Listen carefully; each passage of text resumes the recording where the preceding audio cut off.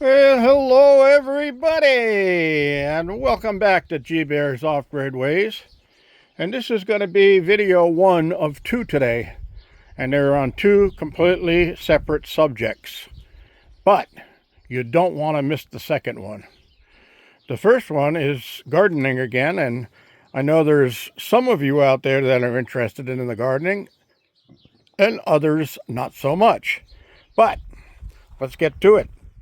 You remember this stuff I just showed recently in a video a few days ago. All right, this is the tomato fertilizer, homemade. And this was the recipe for it. And you see, the bottle is empty. So it's ready to mix up another batch. And I'll let that sit for 2 weeks while I'm waiting for the treatment that I just did on my plants 2 days ago.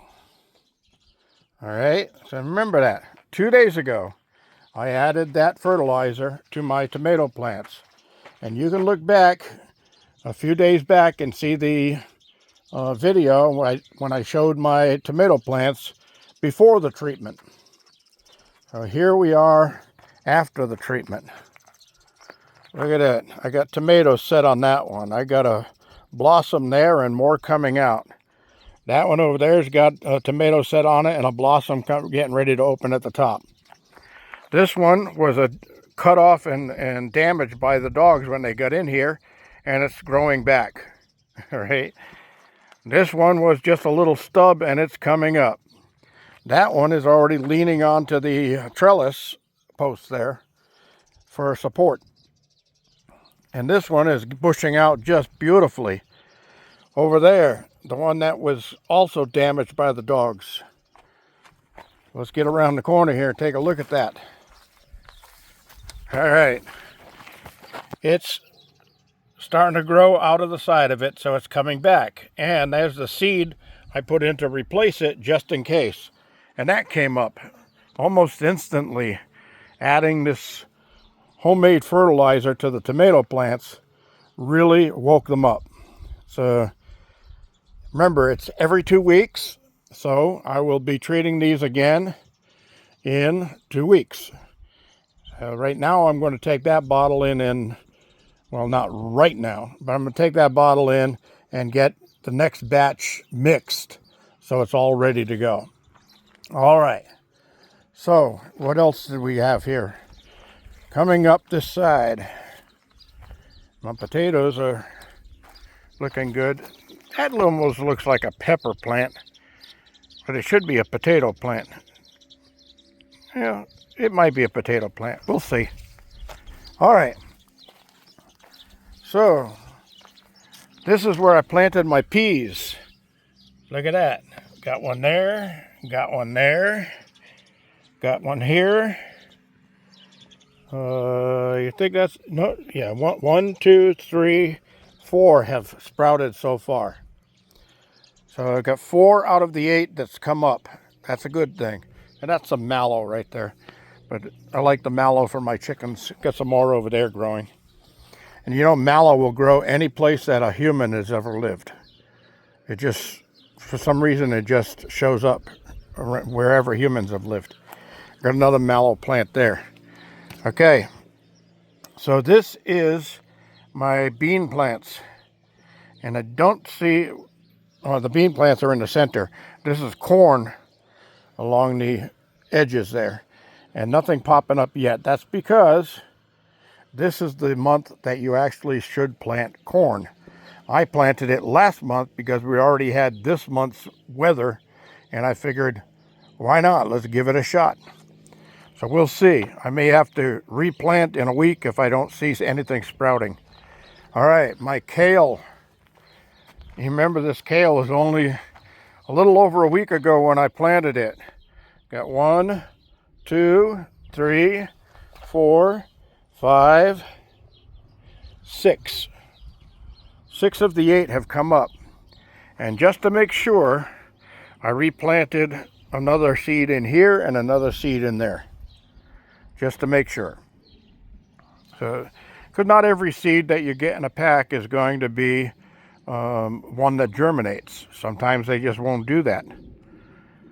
All right. Still got spinach. Radishes are getting down to the minimum. And I'm letting this cilantro go to seed because I already plucked a bunch off yesterday. You saw yesterday's video where I used it for my bistec ranchero. So this is going to be seed for the next crop. And for those of you who want to grow cilantro, cilantro seeds are as expensive as any other seeds that you see in the supermarket or you see in the big box stores or the garden shops. So what's a cheaper way to go?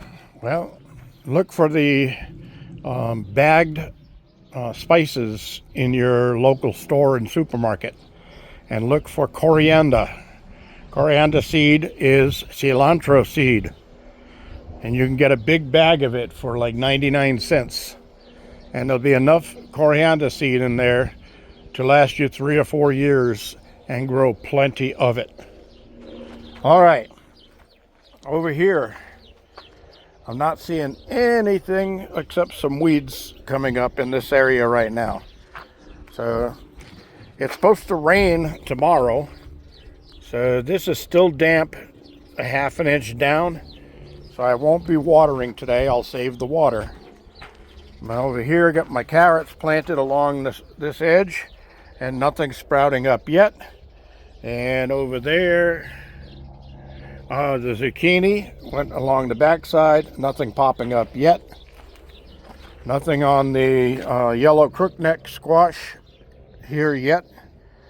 And the radishes that I planted in here were just put in a couple of days ago. So next week we'll see if anything comes up.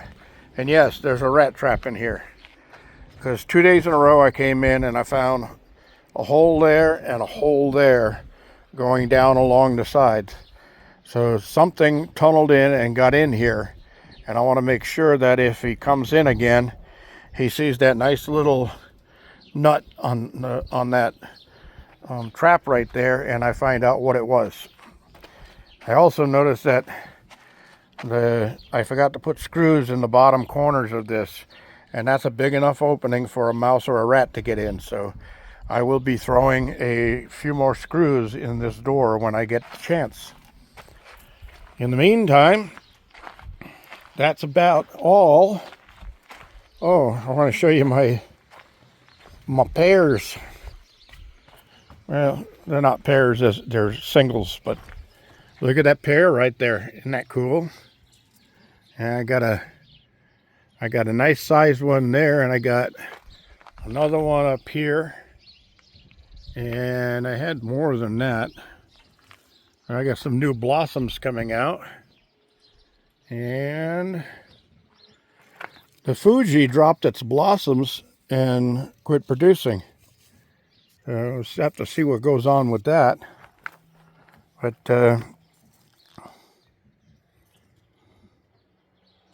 well, maybe that critter's getting in here and getting into my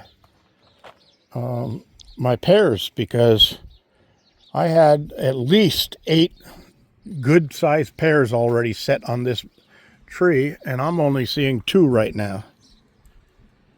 So I'm going to have to see what's going on with that. Maybe I'll have to put that trap down here. I'll put some sticky tape around the trunk of it, so if they try to climb up, they get caught. Yeah, it is just that one and that other one I showed you. What happened? Huh. I made sure I left about 6 or 8 of them on here when I plucked off the others. And now I have 2. Something going on. Yeah, that Fuji up there is growing really wild, so that's doing good. All right. So anyway, anywho, all the who's in Whoville and little Annie Who. Yeah, it won't be long. I'll be coming in here and I'll be able to take a pee out of my garden. I said out of it, not in it. All right. Let's see how this Fuji's doing. Well, it looks like it's going to set an apple or two on there. And that was this year's graft, only a couple of months ago. Oh, cool. Looking really healthy. It's got a lot of new growth on it. It's looking really, really healthy. Oh, what's this? I got another Fuji down here that's really taken off too. That's another Fuji graft right there. And that Granny Smith graft is doing really well, but that was a year ago. And it's starting to jump up there. So, yeah, I put another Bartlett pear graft on here. So when the dogs got in, they chewed on the bark. So I'm going to put a bandage on that. I have some grafting paste that I can cover that with, and that'll take care of that. So we'll see. All right, everybody. I want to thank you all for joining me. Look forward to the second video later on today, because that's going to be one of extreme interest to all of us here in the United States. Those of you in other countries, you might want to pay attention to it too, because it does basically cover everybody. Everybody in the world is going to be affected by what's going on. Let me tell you what's going on. All right, everybody. This is G Bear signing off.